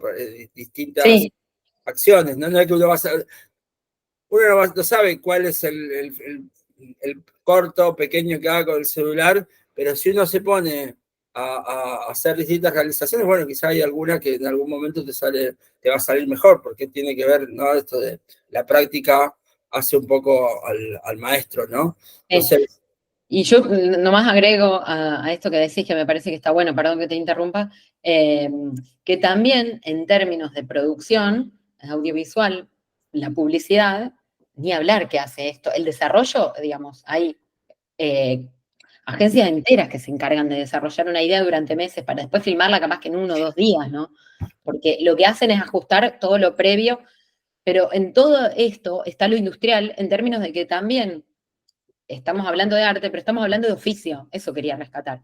Hay un oficio, hay un oficio de trabajar, de que hacer y hacer y hacer, y errarle y hacer un contenido, y no te gusta cómo quedó, bueno, lo volvés a hacer, digo, pensando en términos de celulares y en producciones más chiquitas, pero en producciones más grandes también, digamos, ¿no? Como el oficio, digamos, como que me parece que está bueno pensar al trabajador del audiovisual, porque también nos saca un poco de esa idea de como el arte bajado ¿no? De la inspiración, como que llega a algunos y toca a algunos que están solo ellos iluminados por esa inspiración, digamos. A mí me gusta defender esta idea de que todos podemos hacerlo, pero bueno, tenemos que ser serios y atravesar toda esta, digamos, esta aventura que es hacer cine, que es, digamos, larguísima, pero maravillosa. te hago otra pregunta, Pau, que ya te empiezo a hacer preguntas. Por favor. Hay algo que me parece que es una instancia, digamos, que un poco también se está usando mucho en ciencias sociales, que son, digamos, y que es la parte que más nos vincula, digamos, o la más fácil de vincular con el cine, que tiene que ver con el lenguaje de las ciencias sociales y con el lenguaje del cine, que es, yo creo que lo que intermedia ahí es el documental. Digamos, Sí. ¿no? Porque tiene un discurso parecido, ¿no? Difícil para las ciencias sociales, que intentamos desgranar conceptos, y eso, el corto puede ser, pero no, eso hablamos mucho. Entonces, por ahí me parece que el documental y trabajar un tema, me parece que es algo que en estos momentos tiene mucho más, o los podcasts mismos que vos decís, tienen, cuando uno quiere transmitir una idea, no una hora, ¿no?, de escribir un libro, escribir algo, un ensayo, un artículo, digamos. Pero en realidad, digamos, ¿cuánto hay si uno tiene un argumento o algo que quiere decir públicamente, cuánto hay, digamos, que vale más por ahí, poner un corto? O sea, si uno quisiera hacer un artículo, no conviene hacer un corto y publicitar su corto con los argumentos del artículo, o hacer un artículo. O sea, hay dos públicos distintos, ¿no? Lo mismo, o escribir un texto, un ensayo, o hacer una investigación, y escribir un texto con resultados de investigación, o hacer un documental. ¿No? Ahí hay algo, hay estrategias que incluso para los que no nos cuesta mucho escribir, las pensamos en la vez, decir, no, bueno, no escribo, hago un corto, hago un documental, ¿no? Como también, lo cual también parece que te saca de la escritura, pero igual te obliga a escribir el guión. Sí, Es obvio. una de escritura que no exactamente la novela, cosa, porque también el guión, si uno lo pone, es un lugar mucho más humilde, porque el guionista no es el que se lleva todos los premios, es alguien que es un trabajador. En cambio, el escritor de un libro es como el director, ¿no? Es como otra cosa, ¿no? El escritor de un texto es el escritor, en todo caso el editor tampoco hace mucho trabajo, pero no gana, no está. El editor un poquito no está en la tapa del libro, como no está el guionista con el nombre grande al final de la película, ¿no? Son dos trabajadores, los editores, los guionistas, que no están tan bien vistos, sino el director y el escritor son parecían mucho mejor. Pero esta conexión entre la manera de contar historias documental y cómo también documentar realidades o algo que tenga que ver con las ciencias sociales, ¿no? Sí, sí, sí. Sí, no, pensaba en lo que decías recién y que me parece que ahí interviene como, bueno, todo lo creativo, lo artístico que quizás un texto académico no te permite, por un montón de cuestiones, que por ahí el arte permite esas fisuras, ¿no? O esas fugas, esos puntos de fuga que hacen que por ahí lo que no puedas decir o lo que no podamos decir explícitamente, una película, un libro, una canción, pueden hacerse cargo, ¿no? Y no por eso dejan de estar vinculados a las ciencias políticas, porque bueno, al fin y al cabo, el arte también es político, es una posición política, es una posición en el mundo.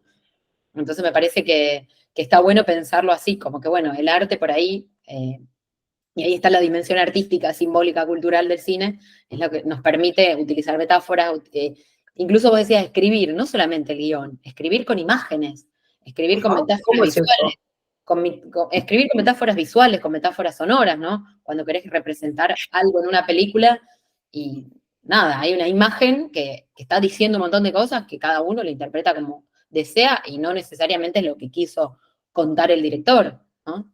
Y hay películas que permiten esa mayor imaginería y hay otras que son más direccionadas. Digo, un contenido hollywoodense está pensado para que sea bastante obvio, ¿sí? Hay lo que se llama el modelo de representación institucional, que es el de Hollywood, que es el modelo justamente instituido, el lenguaje instituido, ¿no? Cómo contamos algo para que se borre la manipulación que está en el medio y para que se vea lo menos posible la mano que está metida ahí contando esa historia. Vieron que las películas nos muestran como todo objetivamente, como que la cámara está mirando lo que está pasando y nadie, no importa quién la contó. Ahora, si yo te digo una película de Scorsese o una película de Birri, Scorsese que es norteamericano, o de Birri, o de Jean-Luc Godard, estoy hablando como de los grandes referentes del cine, estoy hablando de hombres encima, pero bueno, Agnès Varda, francesa, vos te das cuenta la marca autoral, digo, ¿no? Entonces ahí empieza a aparecer la mirada propia. ¿Se entiende? Entonces, bueno, el modelo de representación institucional funciona en la industria hollywoodense para que saquen películas como Zapatillas. Insisto con ese ejemplo porque me parece re claro, porque así producen. Se contrata un guionista, el guionista queda absolutamente borrado, el productor también, el director aparecen en los créditos, pero son personas X que trabajan y les dan determinado tiempo y le dicen, contame una película de una chica o un chico que se enamora, se casan y tienen hijos, ¿no? Digo, así, como el formatito hollywoodense. Ahora, es muy distinto el proceso cuando estamos hablando de un contenido que tiene otra búsqueda, ¿sí?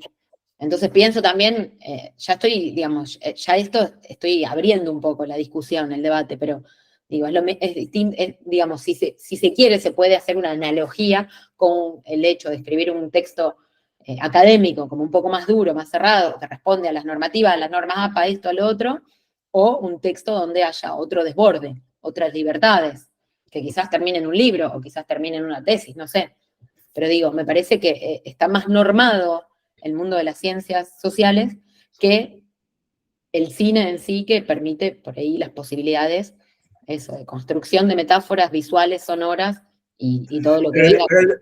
pero el documental, en ese marco, ¿qué sería? El que menos tiene todo eso. Depende, porque hoy en día, justamente, y eso también es algo que está como en permanente discusión, hoy no hablamos más tanto del documental rígido que teníamos en los años 60, 70, en otra época, otro contexto histórico. Hoy hay muchos documentales que tienen mucha ficción adentro, y hay muchas películas de ficción que tienen eh, archivo documental, como 1985, por ejemplo, ¿no? Que está basada en un hecho real y que usa archivo. Entonces, como que hay un híbrido y se habla más de la ficción y la no ficción.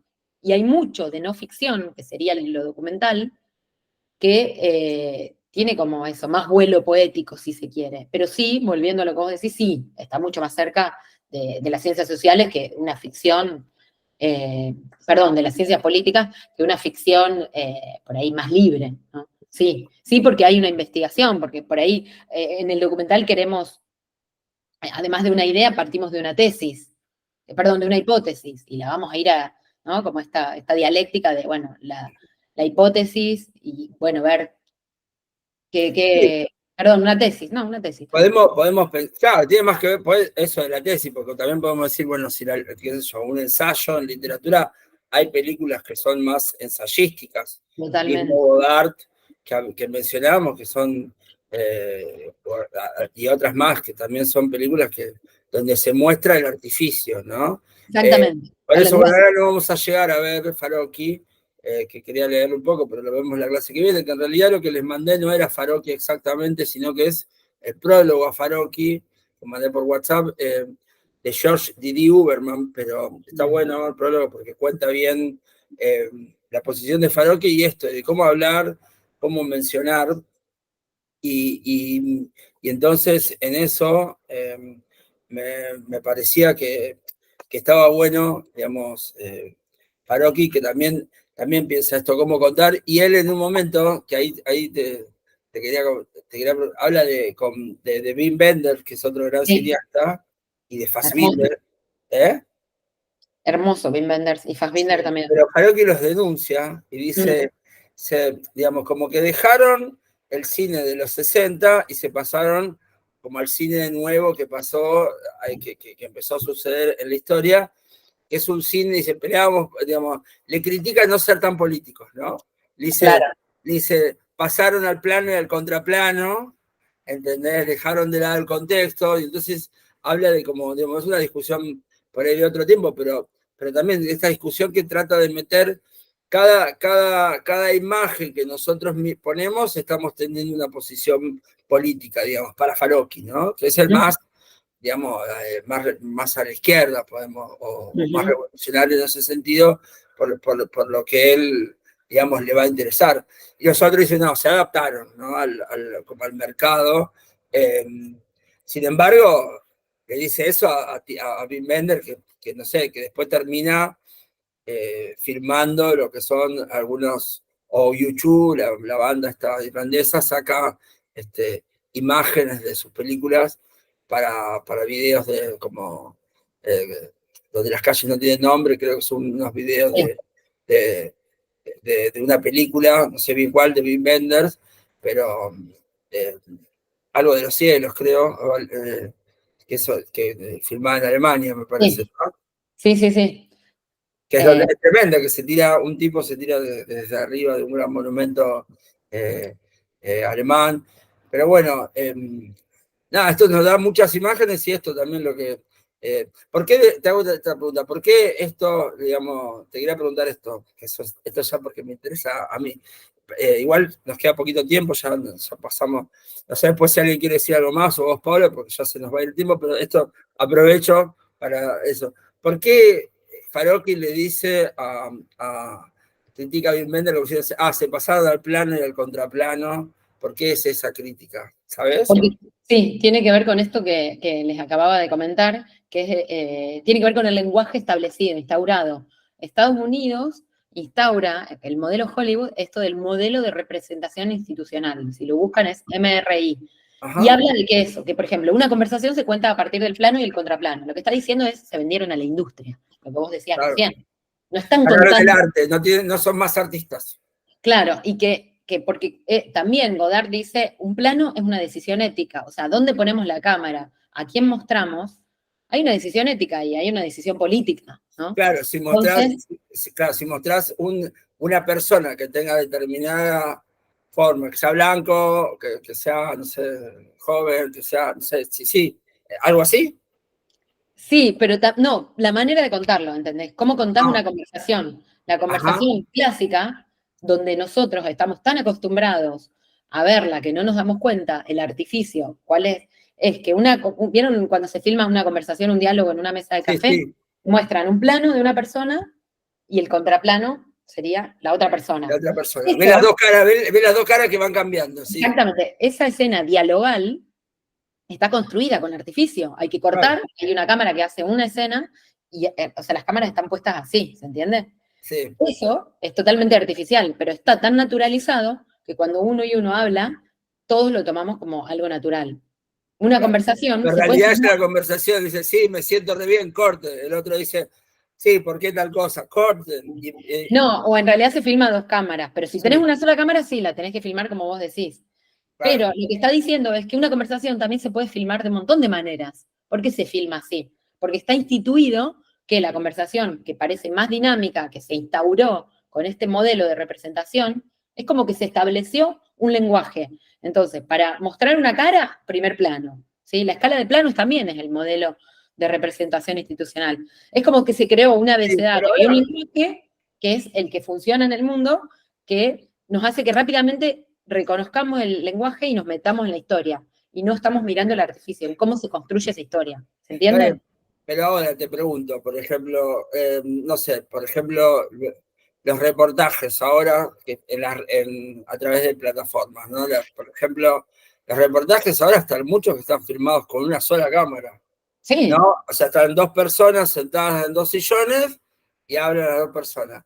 Por ahí, ya si tiene más producción, tiene dos cámaras más que los enfocan, ¿no? 3 cámaras, pero sí. no sé, digo ahora en redes que está haciendo ¿cómo es? El loco Caja del negra. cuerdo. Sí, Cajanera, el loco del cuerdo es una sola cámara. Ah, esa no la vi. ¿Cómo se llama? El loco del cuerdo. Hablan de fútbol, no sé.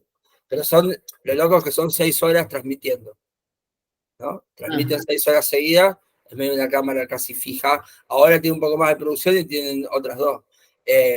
No sé, Ah, sí, Rebord también tenía el método, también dos hablando. Por eso ahora en redes también, porque hay un solo celular, sí.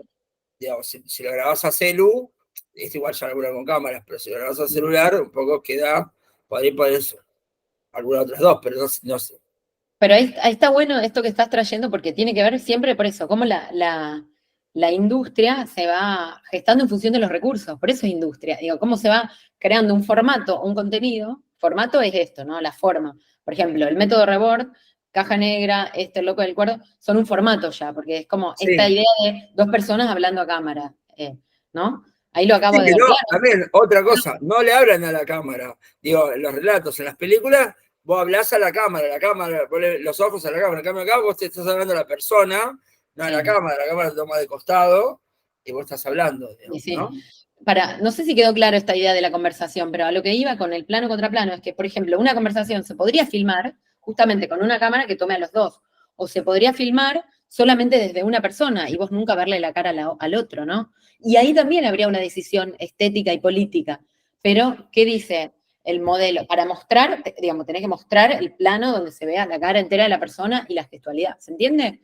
Es como que está establecido como lenguaje, como idioma, como abecedario del audiovisual, entonces lo fuimos naturalizando tanto que no hay un cuestionamiento sobre el artificio. Y lo que cuestionan este cineasta, Farocchi, es que al naturalizar el artificio, vas naturalizando el estereotipo también que construye el cine hollywoodense industrial, digamos, ¿no? Contra el que él cuestiona, contra el que él va en contra, ¿no? Él está buscando una mirada propia, particular, personal. Así que bueno, eso quería terminar de aportar. Bien. Bueno, esto es una conversación para largo, porque Sí, justamente ahí está, digamos, el cuestionamiento siempre de qué es lo político en el cine, qué es lo político. A veces parece que hay que hacer un panfleto o una denuncia, y no, digamos, ¿no? Y esa era un poco la idea que se tenía antes del documental, tenía que ser como explícito, evidente. Y un poco Farocchi viene de esa escuela. Y, digamos, hoy todo eso está en discusión también. bueno, Este, está el caso, ¿no? ¿Sí? Está el caso hay una novela, no, como una serie de Solana, que es con Perón, que es, eh, ay, no me acuerdo ahora, qué raro.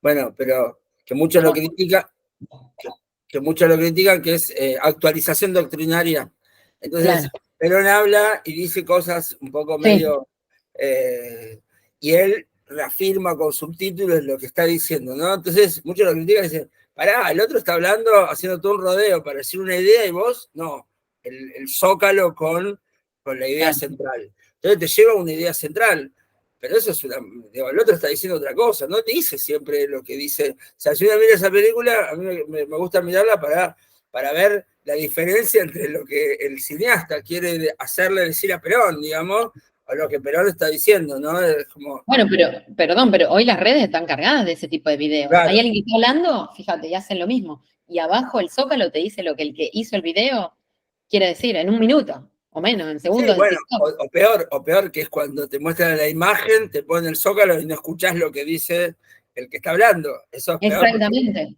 sí. exactamente. Eh, pero bueno, todo eso, digamos, digamos, para ir cerrando, me gustaría Sí, terminar quiero leer un textito que un poco, a ver si tiene que ver con esto que dijimos y con esta un poco, toda esta charla, que un poco también es la idea para, como decir, bueno, agarremos ustedes ya lo hacen, pero todos también tratemos de agarrar los celulares y hacer lo que hacemos siempre, pero pensarlo con una vuelta más, como digamos, acuciante. pensarlo, hacerle una vuelta de reflexión para ver qué podemos hacer ahí, ¿no? Entonces dice Didi Uberman sobre Farocki, dice, ¿cómo abrir los ojos? Dice, ciertamente no existe una sola imagen que no implique simultáneamente... ¿Sí? ¿Hola? Ciertamente no existe una sola imagen que no implique simultáneamente miradas, gestos y pensamientos. Dependiendo de la situación, las miradas pueden ser ciegas o penetrantes, los gestos brutales o delicados, los pensamientos inadecuados o sublimes. Pero sea como sea, no existe tal cosa como una imagen que sea pura visión, absoluto pensamiento o simple manipulación. Es especialmente absurdo intentar descalificar algunas imágenes bajo el argumento de que aparentemente han sido manipuladas. Todas las imágenes del mundo son resultado de una manipulación, de un esfuerzo voluntario en el que interviene la mano del hombre, incluso cuando ésta es un artefacto mecánico, ¿no? Y acá podemos retomar a Flusser, si queremos, de cómo es un artefacto. Solo los teólogos juegan con imágenes que no hayan sido producidas por la mano del hombre. Bueno, ¿no? La cuestión es más bien es cómo determinar cada vez, en cada imagen, qué es lo que la mano ha hecho exactamente, cómo lo ha hecho y para qué, con qué propósito tuvo lugar la manipulación. Para bien o para mal, usamos nuestras manos. Aceptamos golpes o acariciamos, construimos o destruimos, damos o tomamos. Frente a cada imagen, lo que deberíamos preguntarnos es cómo nos mira, cómo nos piensa y cómo nos toca a la vez. Bueno, este era es el comienzo del prólogo de Harun Farocki, así que bueno, hasta acá esta clase teórica de hoy. Voy a parar la grabación y continuamos.